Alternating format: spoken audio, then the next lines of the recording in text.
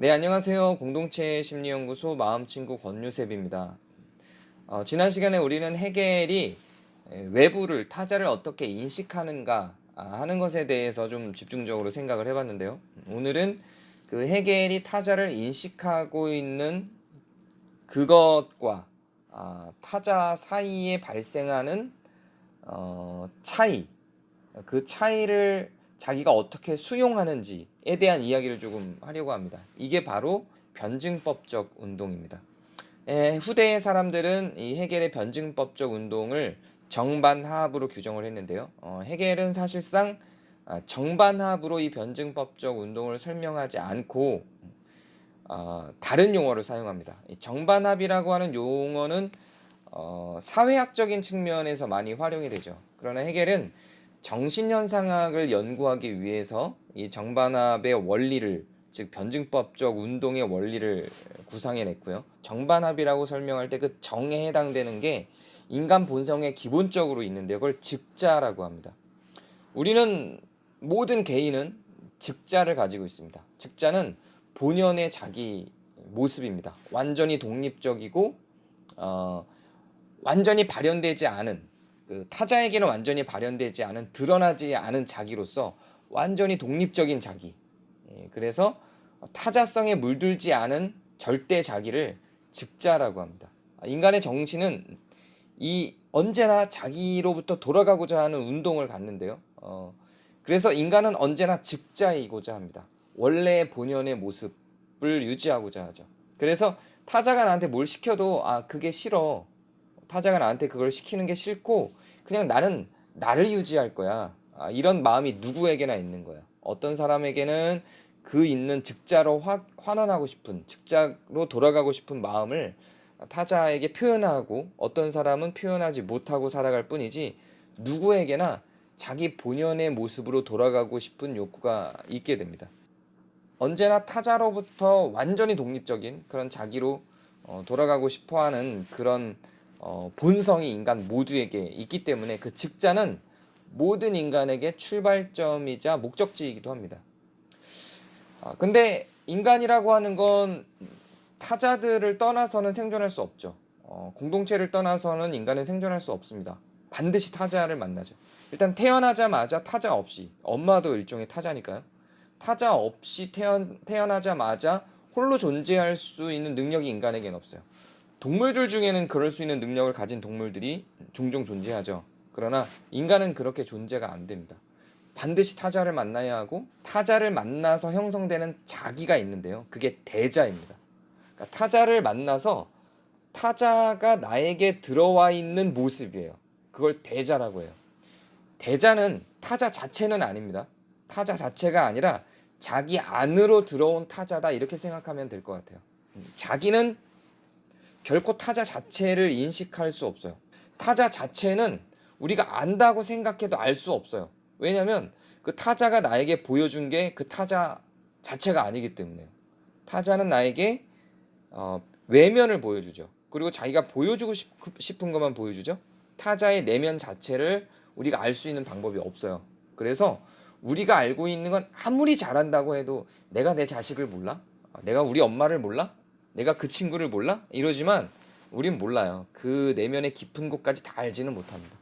그래서 우린 타자 자체를 절대 모르죠. 절대 타자 자체를 완전히 인식할 수는 없습니다. 자기가 인식하는 타자는 타자가 아니라, 타자 자체가 아니라 결국은 자기의 생각의 영역이에요. 자기가 생각하는 타자죠. 그거는 결국 나에게 있는 만큼 타자를 볼 수 있는 거예요. 나에게 없는 거를 타자로부터 발견할 수는 없습니다. 결국은 내가 알고 있는 만큼 타자를 인식할 수 있거든요. 그렇게 자기가 된 타자를 대자라고 해요. 내 안에 들어와 있는 타자를 대자라고 합니다. 근데 이 대자는 또 타자가 아니에요. 내가 알고 있는 만큼 흡수한 거기 때문에 이건 이미 나가 돼 있어요. 이게 대자예요. 즉자는 타자에게 영향받지 않은 본연의 나, 대자는 타자와의 교류를 통해서 형성된 나라고 생각하면 될 것 같습니다. 근데 즉자만 있던 자기 안에 타자가 들어오면 즉자는 당황하죠. 저 사람 나와 달라. 어떡하지? 근데 즉자는 당황하면서 이 직자를 부정해야 타자가 들어와요. 내 안에. 그래야 다른 사람들과 교류하면서 살 수가 있죠. 직자가 부정되지 않고는 타자가 들어올 수 없어요. 직자가 부정이 돼야 타자가 내 안에 들어와서 대자가 되거든요.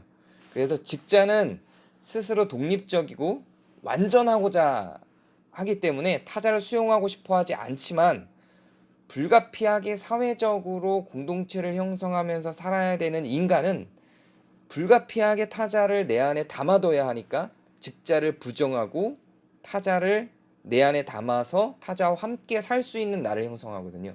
그게 대자죠. 그러니까 그 대자는 직자를 부정할 수밖에 없습니다. 여기서의 부정은 이 자기를, 직자를 완전하게 부정하는 게 아니라 일면의 부정이겠죠. 그래서 타자가 자기 안으로 들어오려면 직자의 부정은 반드시 일어나는데, 이렇게 타자로 인해서 직자가 부정되면서 발생한 나가 대자인 겁니다. 이렇게 형성된 대자는 다시 직자로 돌아가고 싶어하는 운동성을 가져요. 그러니까 내가 직자로 있었던 내가, 타자성에 물들지 않은 절대 자기로서의 내가 이제는 타자와 함께 살아야 되기 때문에 대자가 됐단 말이에요. 근데 이게 본연의 나가 아니기 때문에 직자로 다시 돌아가고 싶은 거예요. 그래서 정신은 언제나 직자이고자 하는 그런 운동성을 지닌단 말이죠. 그래서 그 직자로 돌아가고 싶은 에너지와 타자와 교류를 위해서 대자로 있고 싶은 에너지가 서로 충돌하게 되죠. 그러면서 서로를 부정하게 됩니다. 대자를 유지하기 위해서 직자가 부정되고, 또 직자로 돌아가기 위해서 타자가 부정되는 그런 순환 과정이 생겨나죠. 이게 바로 변증법입니다. 정, 반, 합이 되는 거죠.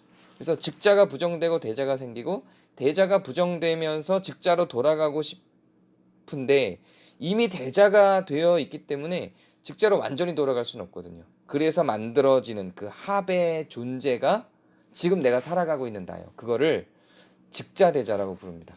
그러니까 되게 유치하죠. 직자와 대자를 합쳐서 형성된 나기 때문에 직자대자라고 부르는 거예요. 이게 정반합이죠. 자기는, 나는 모든 타자들과 만나면서 세상을 살아가면서 이런 과정을 거쳐요.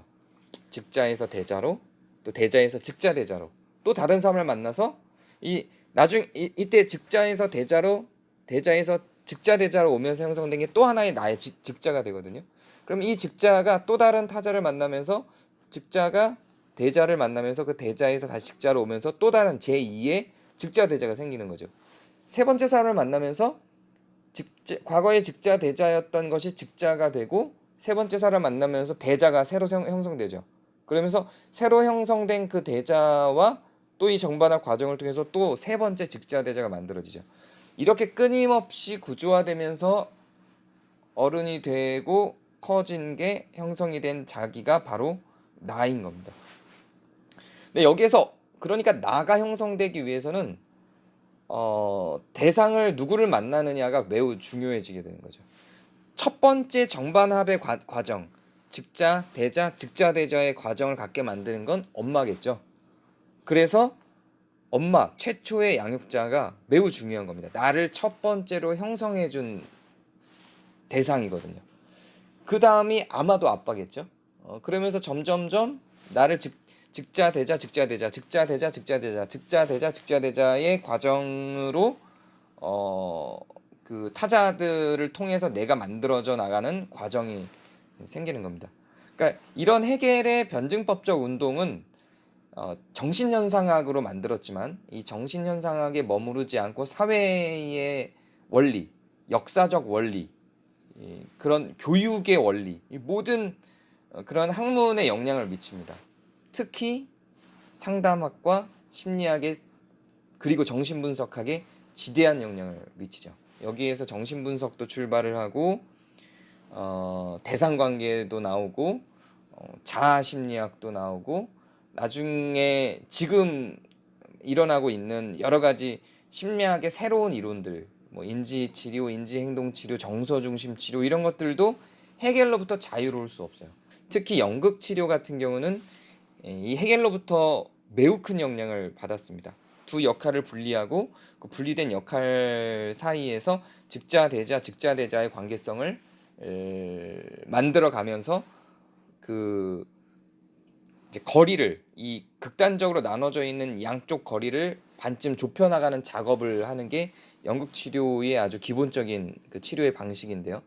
그러니까 내가 불안하다고 할 때 불안의 반대쪽이 안정이라고 하면 안정과 불안, 내가 즉자가 불안이라고 하면 그 타 대상의 안정의 극단에 있는 어떤 대상을 설정합니다. 그래서 불안과 안정 사이의 즉자대자 관계성을 형성하는 치료를 활용해서 새롭게 만들어진 즉자대자는 완전한 안정도 아니고 완전한 불안도 아닌 불안과 안정을 같이 활용할 수 있는 그런 그 심리적인 역동을 만들어내는 거죠. 그게 이제 연극 치료의 기본적인 원리인데 이거는 완전히 해결해서 온 거죠.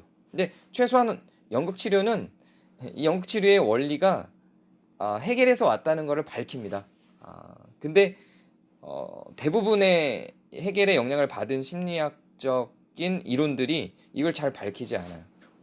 모르고 밝히지 않는 건 뭐건 어쩔 수 없죠. 그러나 알고 있다면 당연히 그 심리학적인 역사가 어떻게 구성됐는지를 밝혀서 후대 학자들에게 전달을 해줘야 후대 학자들이 자기들이 활용하는 그 심리학적인 원리와 기법들이 어디서 기인했는지를 알 수 있죠. 그래서 그 어디서 기인했는지를 알아야 더 정확하게 활용할 수 있거든요. 이렇듯 현대 심리학과 상담학은 매우 많이 정신의학을 토대로 하기보다 인문학적인 영향을 받은 것들이 많습니다. 대부분이 그래요.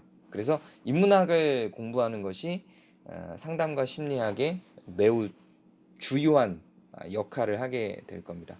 앞으로 이 인문학과 심리치료 파트에서는 지속적으로 상담학과 심리학에 영향을 준 인문학자들의 이론을 이렇게 계속 소개해 나가겠습니다. 감사합니다. 오늘은 여기까지 하겠습니다.